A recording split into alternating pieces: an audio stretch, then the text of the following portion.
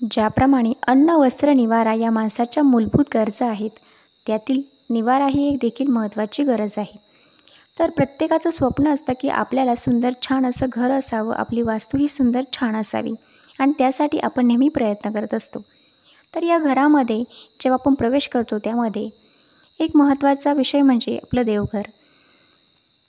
तर आपल्या संस्कृतीचा वारसा जपत आपण घर कसंही घेतलं असतं, छोटं असो मोठं असो, आपण त्यामध्ये आपल्या देवांसाठी जागा ठेवत असतो. अर्थातच ज्यांच्यामुळं आपल्याला हे आयुष्य मिळाले, ज्यांच्या कृपेने आपण हे जीवन जगतोय, त्या भगवंतासाठी आपल्या घरामध्ये जागा असायलाच हवी आणि ती जागा स्वच्छ पवित्र देखील असायला हवी.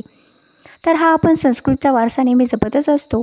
परंतु आज आपण या व्हिडिओतून देवघर कसं असायला हवं किंवा देवघराबद्दल कोणकोणत्या गोष्टी आहेत त्या आपण लक्षात घेतल्या पाहिजे ते या व्हिडिओतून बघणार आहोत.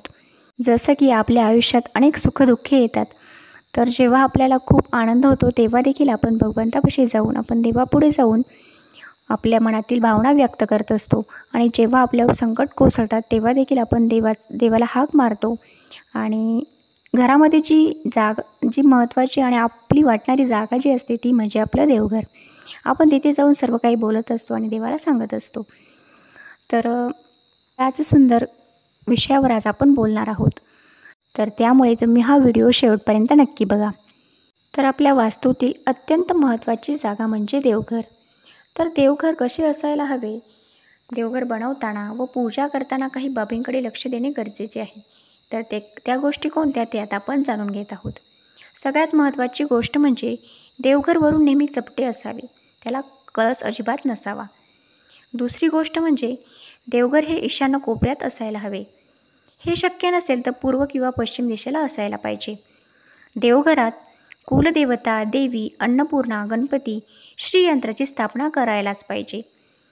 आणि तीर्थक्षेत्रातून जर विकत घेतलेल्या वस्तू असतील तर त्या देवघरात ठेवणे शक्यतो टाळत जा. त्यानंतर पारंपरिक मूर्तीचेच पूजन केले पाहिजे. म्हणजे आपल्या घरामध्ये ज्या काही पारंपरिक मूर्त्या असतात त्याच मूर्त्यांची पूजा आपण केली पाहिजे. मूर्तीची स्थापना आसनावरती केली पाहिजे. म्हणजे मूर्ती आपण स्थापन करताना त्याला खाली आसन ठेवलं पाहिजे. आपण एका व्हिडिओमध्ये बघितलंच की देवी देवतांना आसन हे फार महत्त्वाचं असतं. अगदी सोन्या चांदीचे नाही, परंतु आपण मूर्तीखाली आसन ठेवायलाच पाहिजे. तर जेव्हा आपण ही मूर्तीची स्थापना करतो, आसन ठेवत असतो, तेव्हा आपण स्वतःसाठी देखील आसन घेतले पाहिजे. आसनावरती बसूनच आपण पूजा केली पाहिजे. तर देवघरातील मूर्ती जी असते ती 4 इंचाहून जास्त उंच नको.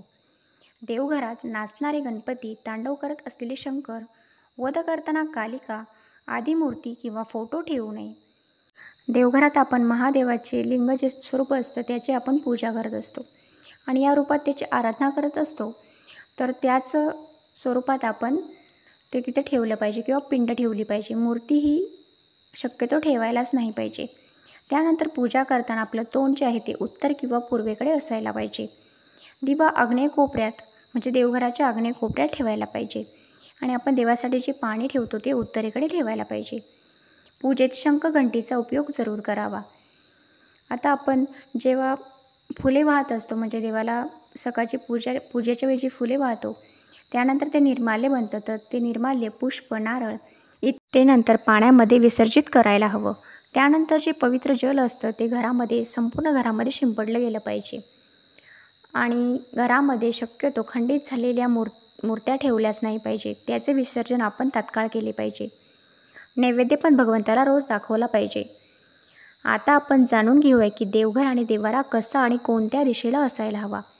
प्रत्येक कुटुंबाच्या घरी देव्हारा असणे अत्यावश्यक आहे. ज्या घरात देव्हारा नाही ते घर आध्यात्मिकदृष्ट्या स्मशानवत आहे असं मानलं जातं.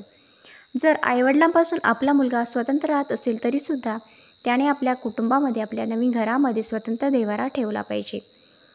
देवपूजेशिवाय कौटुंबिक जीवन हे एक प्रकारचे असुरी जीवनच मानले जाते. ईश्वरी साक्षीने चाललेला संसार हा प्रत्यक्ष लक्ष्मीनारायणाचा संसार असतो. तर ज्या घरात ईश्वराची नित्य पूजा होते त्या घरात भगवंताची कृपादृष्टी असते आणि आपल्याला येणाऱ्या संकटातून भगवंत नेहमी वाचत असतो. तर कुटुंबाचे सर्व व्यवहार हे ईश्वर साक्षीनेच व्हावेत. ईश्वराचे अधिष्ठान हे ईशान्य दिशेला असल्यामुळे देव्हाऱ्याची योग्य जागा ही ईशान्य कोपऱ्यातच असावी. त्यानंतर अशा अनेक बाबी आहेत त्या आपण लक्षात घेतल्या पाहिजे. तर वास्तूच्या ईशान्य कोपऱ्यात देव्हाऱ्याचे तोंड पश्चिमेस असले तरी चालते. देव्हारा हा शयनगृहात सुद्धा नसावा, परंतु जागेअभावी आपल्याला ते शक्य नसेल तर आपण तिथे काही ती पार्टिशन तरी टाकावे. पूजाघराच्या वरखाली शौचालय अजिबात नसावे. देवाचे फोटो हे दक्षिण भिंतीला लावू नये. पशुपक्षी, महाभारताच्या युद्धप्रसंगीचे जे काही चित्रे असतील ते देखील भिंतीला किंवा देव्हाऱ्याच्या समोर लावू नये. देव्हाऱ्यावरती निर्माल्यमाला लटकवत असू नयेत, तसेच कोणत्याही प्रकारची अडगळ असू नये. देव्हाऱ्यात कमीत कमी मूर्ती अगर फोटो असावेत. कुलदेवीचा टाक, मूर्ती अथवा फोटो, त्याचप्रमाणे इष्टदेवतेचा फोटो किंवा मूर्ती, बाळकृष्ण, नंदी व नागविरहित नाग नको. शंकराची पिंड ही काळ्या दगडाची किंवा पारद शिवलिंग असावे. एकाच देवाच्या 2 मूर्त्या असतील किंवा जास्त मूर्त्या असतील तर त्या पूजेत ठेवू नये. एकच मूर्ती ठेवावी, कारण दोन्हीपैकी एकही कार्य करत नाही मग असं सांगितलं जातं. तर मात्र एका देवतेची मूर्ती आणि त्याच देवतेचा फोटो असेल तर चालतं. देव्हाऱ्यात भगवान शंकराची मूर्ती किंवा फोटो पूजू नये. घराचे वातावरण स्मशानवत होईल, कारण भगवान शंकराचे सगुण रूप स्मशानातच तांडव नृत्य स्वरूपात मानले जाते. संसारी माणसाने मारुतीची देव्हाऱ्यात पूजा करू नये. त्यानंतर शनीची सुद्धा देवघरात पूजा करू नये, कारण संकटमय अतिउदास राहते. म्हणजे आपले जीवन हे संकटमय अतिउदास राहते. त्यानंतर घरात मारुतीचा फोटो कुठे असल्यास चालेल, परंतु देवघरात नसायला हवा. म्हणजे देवघरात नको. मुंजाची पूजासुद्धा आपण देवघरात करायला नाही पाहिजे. देव्हाऱ्यात गायत्री मातेची सुद्धा पूजा करू नये, कारण गायत्री मातेचे स्वरूप पराकोटीचे पवित्र असून त्याचे शिवाशिव पाळणे खूप कठीण आहे. देवघरात कालभैरवाची पूजा देखील म्हणजे करू नये. ते यम असून स्वभाव अति उग्र व कडक आहे, म्हणून कालभैरवाची पूजा आपण देवघरात करू नये. ती मंदिरातच करावी. म्हसोबासुद्धा देवघरात पूजू नये. म्हसोबा देवाचे स्थान खरं तर आपले जे काही शेत असतं त्या शेताच्या कडेला असतं, कारण ही आपली शेताचे संरक्षण करणारी देवता असते. तर आपण त्या देवतेची तिथेच पूजा करावी आणि देव्हाऱ्यात पूजा करू नये. त्याचसोबत देव्हाऱ्यात पेराच्या चिन्हाची पूजा करू नये. असंही सांगितलं जातं की गुरु आणि शिष्य यांचे एकाच वेळी पूजन करू नये. देवतेच्या मूर्ती शोभेसाठी शोकेशमध्ये ठेवू नये, नाहीतर ते आपली शोभा करतात. त्यानंतर जास्त उंचीच्या म्हणजे 4 इंचापेक्षा जास्त उंचीच्या जर मूर्त्या असतील तर त्या विसर्जित कराव्या. देवांना माशी लागलेली असू नये. देव छिद्रे पडलेले, आसन आयुधे हलत असलेले, चिरा गेलेले देव, विद्रूप झालेले देव हे पाण्यात विसर्जित करावे आणि मूर्ती त्याच्या जागी नवीन मूर्ती स्थापन कराव्यात. देवाच्या मूर्तीचे तोंड हे पूर्वेला असावे किंवा पश्चिमेला असावे. बक्षीस म्हणून मिळालेले किंवा सापडले देव देवघरात पूजू नये. तर अशा प्रकारे छोटेसे जे काही बाबी आहेत ते आपण आज जाणून घेण्याचा प्रयत्न केला. तर आसरा देखील देवघरात पूजू नये. आसऱ्यांचे शुक्रवारी विधिवत विसर्जन करावे. देव्हाऱ्यात सकाळ संध्याकाळ नैवेद्य अर्पण करावा. त्याशिवाय घरात कुणी जेवण करू नये. सकाळी लवकर डबा किंवा लहान मुलांना जेवण खाऊ घालायचे असेल तर उष्टी व्हायच्या अगोदर देवाचा नैवेद्य बाजूला काढून ठेवावा. जे कुटुंब देवांना न चुकता नित्य जेवणाचा नैवेद्य देतात त्यांना जीवनात देव 2ही वेळची अन्नाची कमतरता कधीच भासू देत नाही. हे एक शाश्वत सत्य आहे.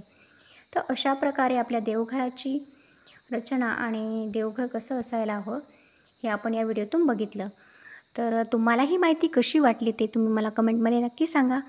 त्याचसोबत तुम्हाला आणखी काही प्रश्न असतील तर त्याची उत्तरे देण्याचा देखील मी प्रयत्न करेल. आणि या व्यतिरिक्त तुम्हालाही काही माहिती असेल तर ती माहिती देखील तुम्ही माझ्यापर्यंत पोहोचू शकता. तर याच माहितीसोबत मी आजचा व्हिडिओ इथे संपवते. पुन्हा आपण भेटूयाच सुंदर छान अशा माहितीसोबत किंवा छान अशा अनुभवासोबत.